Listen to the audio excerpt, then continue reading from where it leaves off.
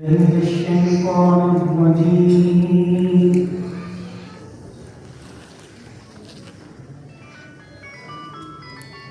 بسم الله الرحمن الرحيم.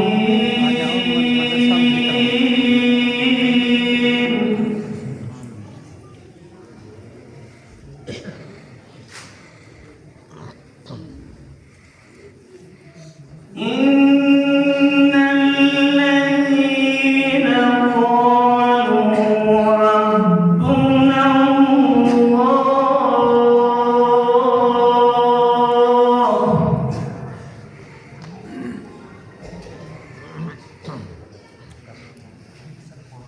إن الذين قالوا ربنا الله ثم استقاموا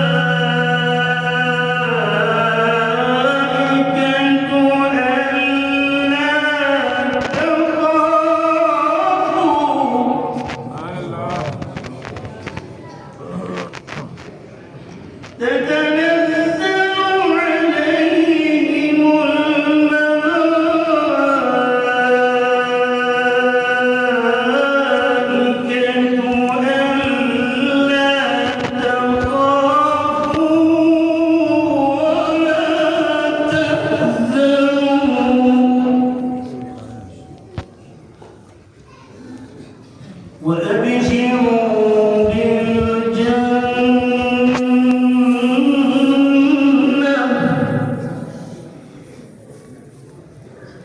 ألا تخافوا ولا تحزنوا وأبشروا بالجنة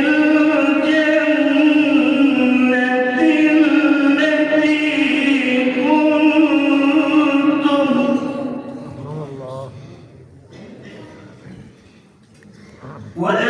وأبشروا بالجنة التي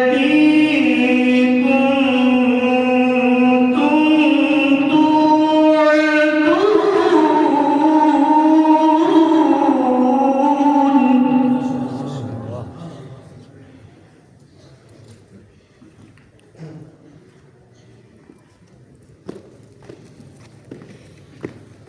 وأبشروا بالجنة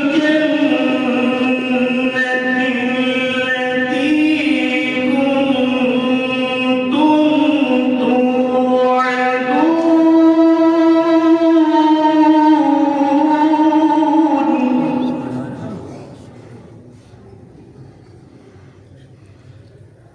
نحن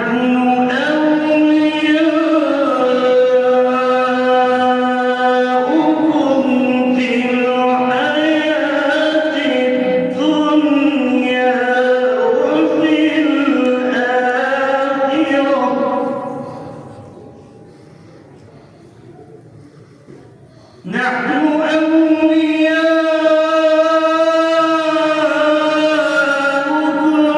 في الحياة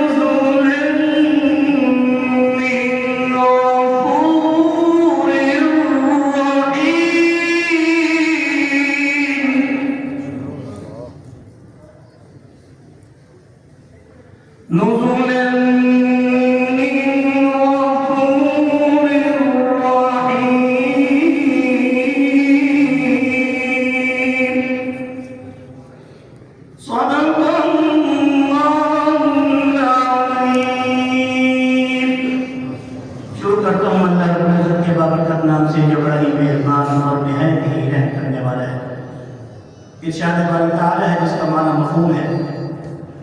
بے شک جن لوگوں نے کہا ہمارا رب اللہ، وہی خالق، وہی مالک، وہی رازق، وہی داتا، وہی دینے والا، وہی حاجت روا، وہی مشکل کشا، وہی بگڑی بنانے والا، وہی سب کی سننے والا، اور بیک وقت سن کے بیک وقت سب کو بیک وقت عطا کرنے پر قادر کون؟ رب اللہ. ثم استقاموا، پھر اس پر قائم رہے. استقامت یعنی صبر اور جہد کے ساتھ. تتنزل علیہم الملائکہ، یہی تو وہ لوگ ہیں کہ جن کے بارے میں اللہ کہہ رہا ہے کہ ہم آسمان سے ملائکہ کو اتارتے ہیں. آج ملائکہ جو در جو آپ آسمان معلیٰ تک سب بنائے ہوئے، کوئی شک نہیں. تتنزل علیہم الملائکہ اللہ تخافوا ولا تحزنوا، نہ کھانے کی فکر کرو، نہ کسی سے خوف کھاؤ، نہ کسی سے ڈرو، نہ کسی کی ملامت کا خیال کرو. اپنے دین کی ترویج کے لیے جیسے بیٹھے ہو کبیاں باندھ کر آج دس سے حدیث کا سبق تکمیل کو پہنچاتے ہوئے، ایسے ہی اس سلسلے کو آگے بڑھاتے چلو. یہ دنیا تم سے مغلوب ہوگی، اور آج دنیا مغلوب ہو چکی ہے. آج دینی مدارس اپنا لوہا منوا چکے ہیں. آج اللہ کا فضل ہے کہ امت محمد صلی اللہ علیہ وسلم کی جو قیادت علماء حق بالخصوص علماء دیوبند کے پاس ہے، آج وہ دنیا میں دین حق کو پوری دنیا کے اندر پھیلا چکے ہیں. اور انشاءاللہ وہ وقت بھی قریب ہے جب ملک پاکستان کے اندر اسلام کے آبادانہ نظام کا نفاذ ہم اپنی آنکھوں سے دیکھیں گے. اور انشاءاللہ وَلَكُمْ فِيهَا تَتَنَزَّلُ عَلَيْهِمُ الْمَلَائِكَةُ أَلَّا تَخَافُوا وَلَا تَحْزَنُوا وَأَبْشِرُوا بِالْجَنَّةِ. یہ سب کو جنت کی خوشخبری ہے، سب کو جنت کی خوشخبری ہے. الَّتِي كُنتُمْ تُوعَدُونَ، جس کا تم سے اللہ نے دنیا کے اندر وعدہ کیا تھا. نَحْنُ أَوْلِيَاؤُكُمْ فِي الْحَيَاةِ الدُّنْيَا. اے علماء کی جماعت، اے طلباء کی جماعت، اے دینی مدارس میں چٹائیوں پہ بیٹھنے والے اور روکھی سوکھی کھانے والے، تمہارے لیے اللہ کی طرف سے پیغام ہے. کیا پیغام ہے؟ وَأَبْشِرُوا بِالْجَنَّةِ نَحْنُ أَوْلِيَاؤُكُمْ فِي الْحَيَاةِ الدُّنْيَا. ہم تمہارے دنیا میں بھی مددگار ہیں، اور پھر آخرت اور آخرت میں بھی تمہارے مددگار رہیں گے. وَلَكُمْ فِيهَا مَا تَشْتَهِي أَنفُسُكُمْ. آج تم نے رب چاہی زندگی اختیار کر لی ہے، من چاہی زندگی نہیں اختیار کی. آج اپنی خواہشات کو اللہ کے نام پر قربان کیا ہوا ہے. روز قیامت جنت میں ما تشتهي انفسکم، جو کچھ تم چاہو گے وہی کچھ تمہیں عطا کیا جائے گا. وَلَكُمْ فِيهَا مَا تَدَّعُونَ، حتیٰ کہ جو کچھ تم پکارو گے صرف پکارتے ہی تمہارے سامنے حاضر کر دیا جائے گا. نزلا من غفور الرحیم، یہ بہت بڑی مہمان نوازی ہوگی اس رب رؤوف الرحیم اور غفور الرحیم کی طرف سے. وآخر دعوانا ان الحمد للہ رب العالمین. انشاءاللہ میں پھر بھی یاد ہوں گا، ابھی نماز جا کے میں نے پڑھانی ہے، میں اس مجلس کا حصہ رہوں گا، بعد میں آؤں گا اور آپ کے درس میں شریک ہوں گا. اللہ تعالیٰ ہم سب کو سننا سنانا